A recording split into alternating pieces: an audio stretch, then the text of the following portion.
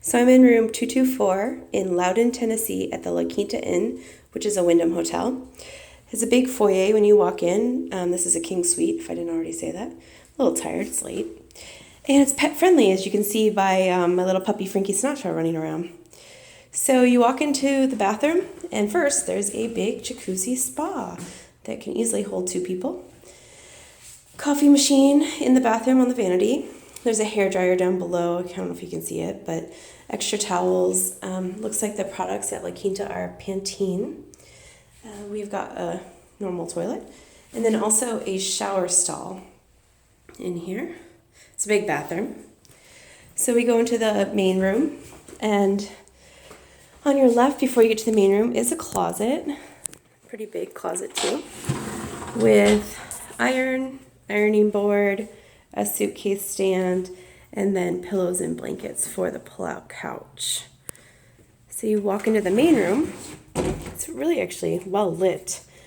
Then there's a pull-out sofa right here. Next to it is the desk that also has outlets and the lamp on the desk. And then in the TV stand, which you have a TV, I just move my puppy. So there is a decent size refrigerator with a small freezer in it. There's also a microwave, an ice bucket. Then the king size bed, both sides have, I guess my dog's gonna help. Both sides have outlets next to the bed. And there's also a phone next to the sofa bed. And then this side also has an alarm clock, which has more outlets in it.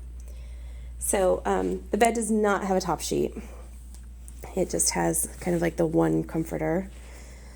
But other than that, it's a pretty good sized room. And as you can see, my dog seems to be pretty excited to be in a hotel. This is his first hotel stay. So yeah, this is the La Quinta Inn.